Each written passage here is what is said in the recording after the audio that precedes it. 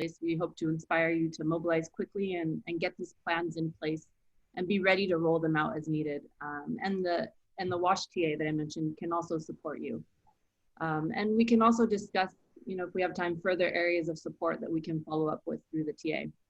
So hopefully this is just, beginning of a conversation, and depending on interest, we can go into more detail in a future session. So Dean, who will be facilitating the discussion. I want to thank Roel from Mamilad Manila Utility, who will be sharing their experience because they've already been dealing with it and still dealing with it. Scraven from Solomon Water will share, what they're doing, and Andre from Niue as well. And we hope you chip in, and it's a dynamic discussion. And please feel free to just throw questions or comments in the chat box. I'll keep an eye on that. And that's it. Look forward to the discussion. I'll hand over to Dean. Thank you. Thanks, Vivian. Okay, so I'm recording this session today. There's a few of our colleagues that weren't able to join us today, so they've asked if we could record it, just so they can be part of the discussion and pick up on the things we talk about today. So hopefully that's okay with everybody. I've got a presentation I'll start to share, but it's not going to be death by PowerPoint today. But I just thought I'd set the scene. And without further ado, what I'll do, we'll quickly run through these slides, but today's more about the discussion that we'll have. Bear with me while I share.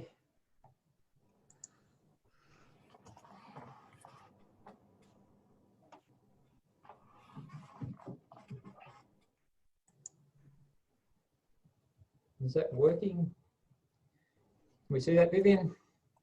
No, not yet. Yeah, Let's see. A minute. I'm not seeing any presentation as well. Okay, hang on. Bear with me. I'll try again to share that. Oh, I could hit share. There you go. That's always helpful. Yeah, that's working. Okay, excellent. Righto, so so thanks Vivian to the ADB for supporting us in this, and thanks to Lucia and the PWWA as well for helping us organise it. And as Vivian said, this is covered under the TA that I've spoken to most people about now, so it's been a great couple of weeks of conversations for us. I've met a lot of new people. We've talked about some really interesting things, and this is one of the first themes that came out was what we might be able to do to help strengthen on the continuity planning side of things. And a range of other topics.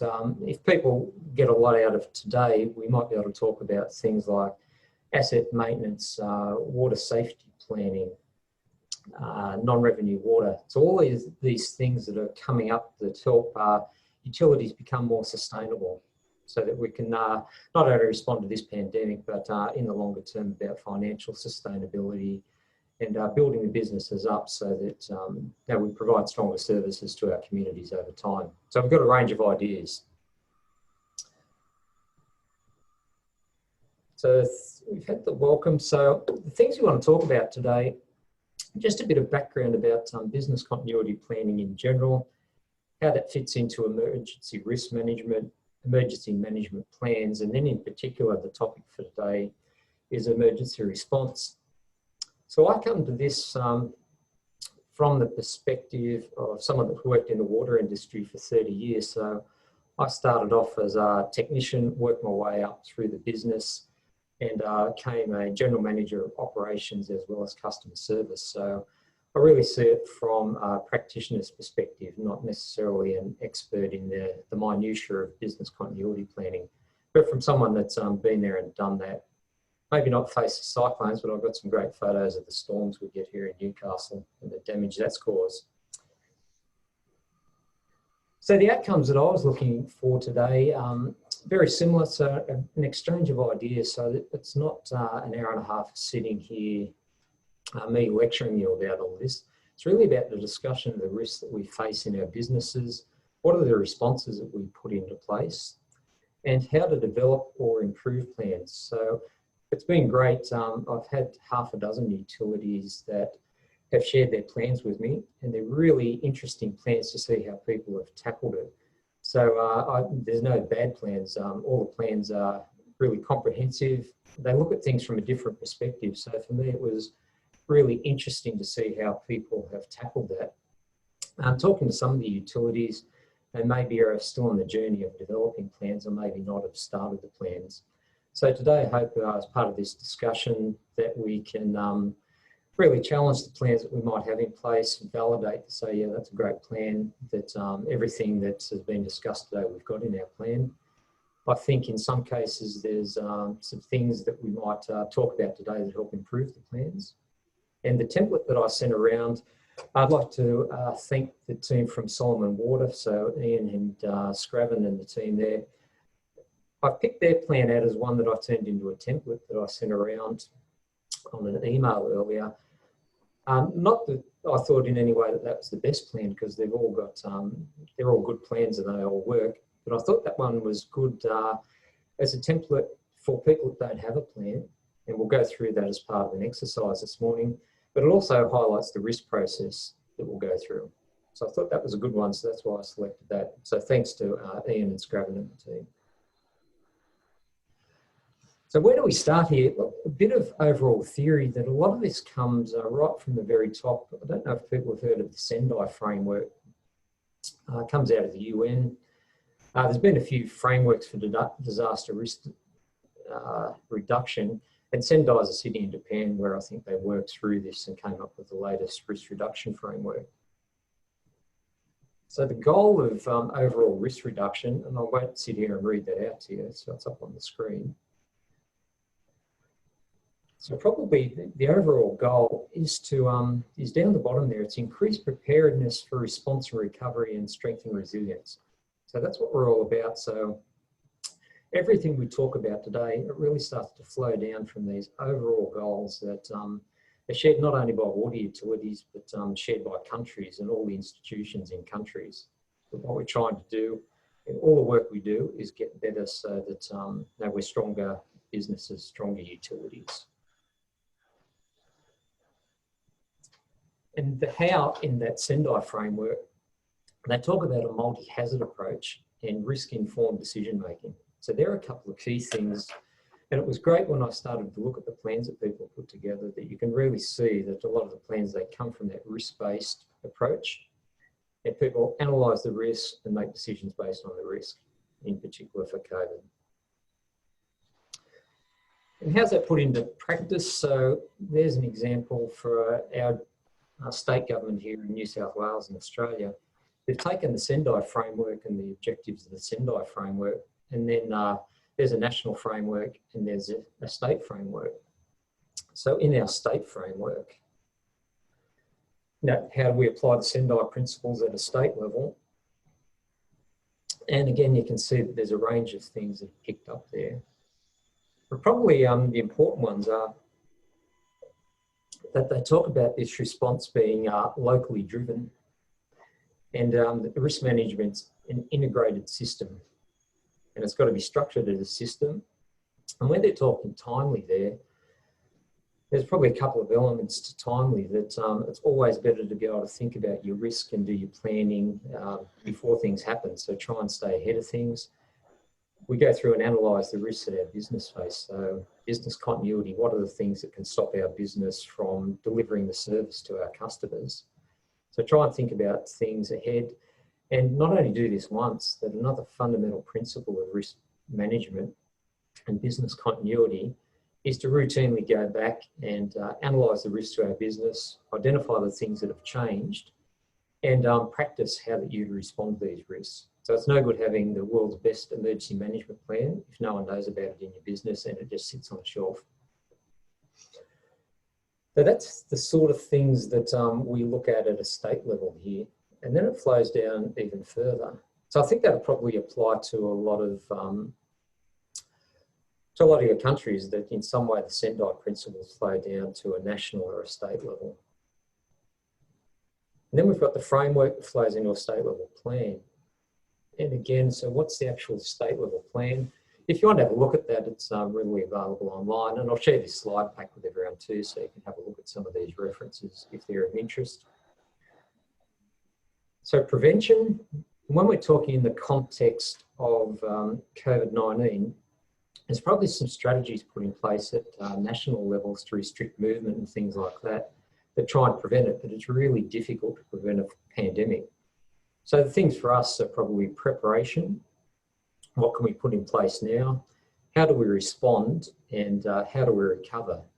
So it would be really interesting when we start to have a look at some of the responses and what's happened, particularly the Philippines, I think, and in Australia, where we've not only done the preparation, but we've had to respond, and the response has escalated and then had to be wound back. And in some areas, we'll find that we've had to wind it back up again and bring it back. So COVID's a really interesting case where it's not just a one-off thing, that we respond, back off the response, respond again. So in that way, COVID's different to a lot of other things that we face, and it needs its own plan. So once we've got all of those frameworks in place and the high-level guidance from governments, what does business resilience really look like? What makes a water utility a resilient business? So I think business resilience is being able to make sure that your business can respond, that you don't have an event that's potentially foreseeable type events that actually stops you performing your service. So you can see there that a business resilience framework would probably include some sort of emergency response, so that we can have a look at and how we respond to things that might pop up. So the events that we face every day. So Barry was talking about WAF and the water main breaks they've got. So those are sort of things that happen every day. Some are really routine, but some of those, if it's a major trunk main, desalination plant that doesn't work, a problem with a dam, their incidents need to be managed as an incident. And then there's the business continuity type events, where we've got to identify things that fundamentally might stop us delivering our service. And within those business continuity things, like a pandemic, there's different levels of that. And as I said, our response to those might have to escalate over time. And in this case, organisational security as well. All those things together make a resilient business, and they sit under a resilience framework. So business continuity plans, what do they look like? So most organisations, or a lot of organisations, will have some documented plans. So there's the one from our local water utility, Underwater. The plans and procedures in the event of disruption to critical business functions. So we're not trying to document everyone, but these are really the business stoppers. So major disruptions to the business can come from dramatic failures. So they're the things, the water main that goes bang in the middle of your city and puts people out of water. Or they're the escalation of problems over time. So I think a lot of us have faced those sort of creeping problems where it starts off at a low level, and things, if you're not on top of it, can get away over time. So you might think a case might be a dirty water sort of complaint. So you can have them starting at a relatively low level. And if you're not on top of that and actually put a plan in place and activate your plan, you can find that all of a sudden you've got citywide or system-wide events. So they're the type of things. So there's a couple of things. So it's either the immediate thing that goes bang or a slow creeping problem. And the business continuity plans can help us manage those risks and ensure resilience when we're faced with those disruptions. What we're trying to do is work out how we'll achieve our critical business objectives. So in a water utility, how do we keep maintaining water supply and sewer services if we provide both of those until full function's restored? So we can't just throw our hands up, we can't shut our shop fronts. We have to keep providing our services. So we need to identify what are the things that are going to stop our business, and how do we keep the business going? How do we keep supplying our customers until we get the problem sorted out? And often that won't be a problem caused by us. There's all sorts of natural disasters, events and things that are outside of our control, but we do have line of sight. We know things like cyclones will occur, floods will occur, pandemics, we'll have power outages that affect our system. So they're all things that are foreseeable events. We should be able to have a think about how those might play out and what sort of responses we put in place. So the continuity plans, that photo there was taken outside of our office in Newcastle during the 2007 storm. And strangely, our office sits on the waterfront there for Hunter Water. And we thought there's no possible way that would ever flood because it's right on the waterfront. There was enough water coming between our building and the one next door there for those cars to float away. So it was a major event.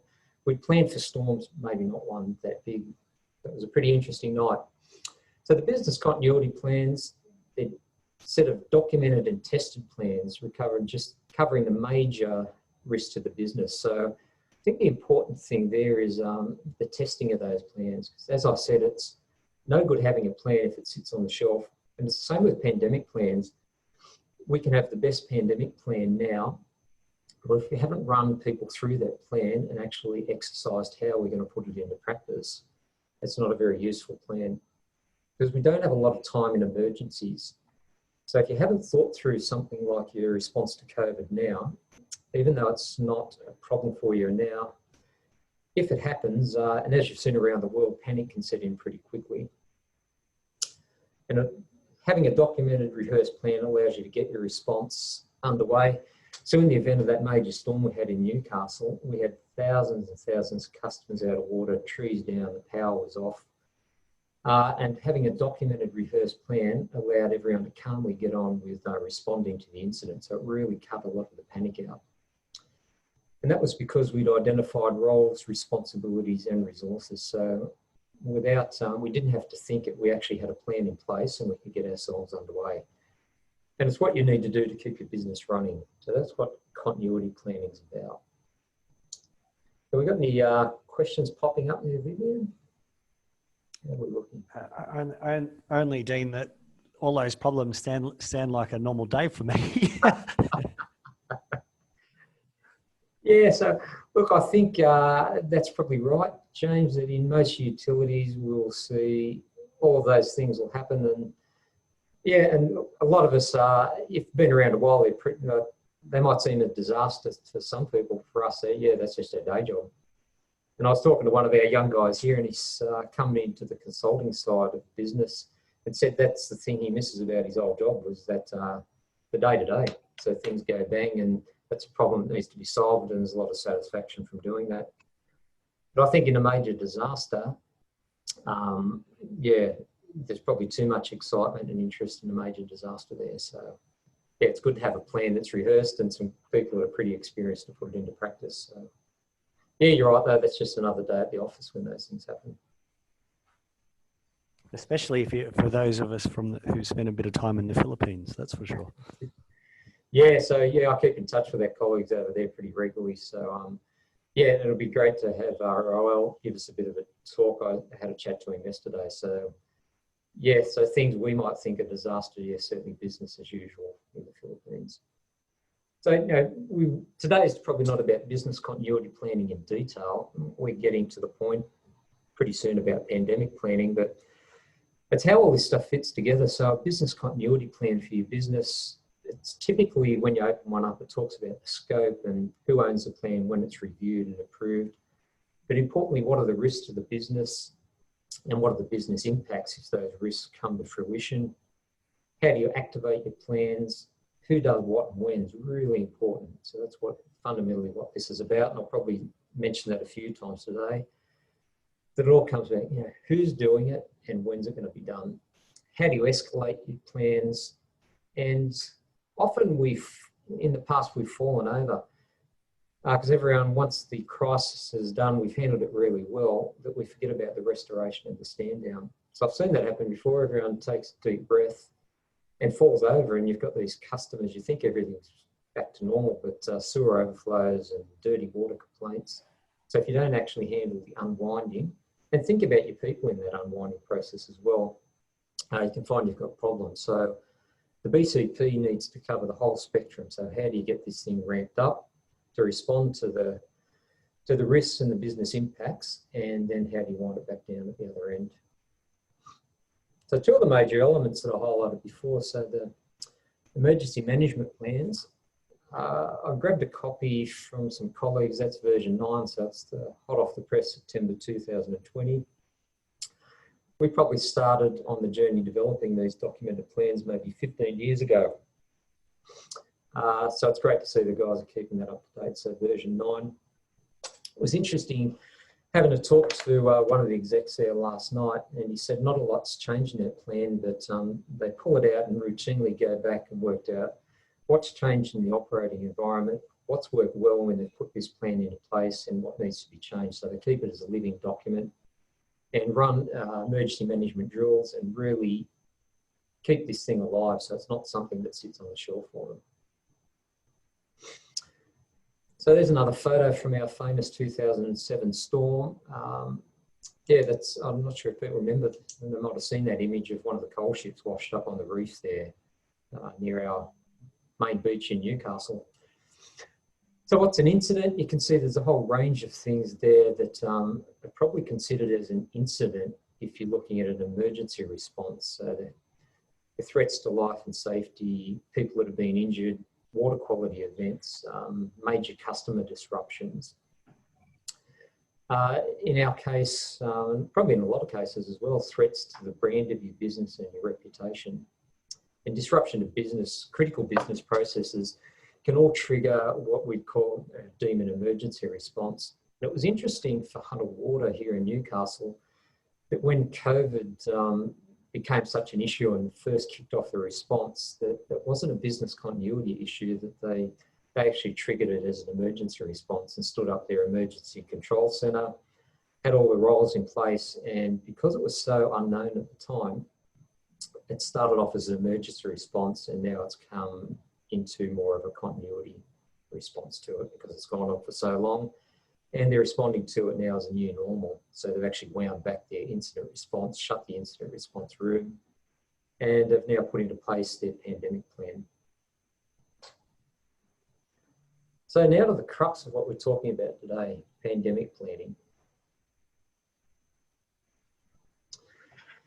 So what do we think the elements of a pandemic response plan might be? So what are we looking for? What's different to other things? How are we going to go about this? How have people done it? So preparation. So what do we need to do right now? In Australia, we've actually had COVID cases, and I think some of the other countries have seen COVID cases. So we've probably passed the preparation stage about what do we need to do right now because it should have already been done. But for countries that haven't seen it, so one of the things that you've got in place at the moment to prepare yourself for this, it does happen and the escalation starts to get triggered and it gets more serious in the country. So what are you doing now? What do we need to get in place? And then responses. So you can prepare yourself and then what actually happens if it comes to your country. So what do you need to do if it appears? Who's in charge of the response? How are you going to ramp your response up? How are you going to ramp it back? And again, the old question, who's doing what and when will it be done? So they're the main things that you'd see in a pandemic response. And it's been really interesting, some of the plans that we've seen, and we'll have a look at. Hunter Water's plan here has got the overall pandemic response plan for Hunter Water on 1 page. I've seen a few good plans that are on 3 pages. Some plans are 20 pages and some are 40 pages. But where fundamentally, they're all doing the same thing. They're saying, what do we need to do? Who's going to do it? And who's in charge of it? Any questions to this point? Okay. So I thought we'd have a look at some of these examples that people have sent through, and I've asked a few guest speakers to be involved. So hopefully we've got everyone that's been able to join us today. But I thought I'd start off, this is the Hunter Water plan I've been talking about. And we won't go through it in detail. Just thought I'd point out that Hunter Waters is a very high level plan. In each of these steps, you think that can't possibly be the COVID response plan for an organisation that serves 500,000 customers. And it's probably not. It's, each one of these has a plan in its own right. And you can see there that most of the people responsible for that plan are probably senior managers, executives, and managing directors. So they're not doing all the day work, but they're people responsible for the plan that sits under each one of these responses. And there's an escalation process. You can see that it's got phases of the response and responsibilities. So even on one page, it probably meets a lot of the criteria that we'd be looking for a pandemic plan. It's certainly not the detail that we'll get into today. So we're really, yeah, sorry, was there a question there? No? Okay.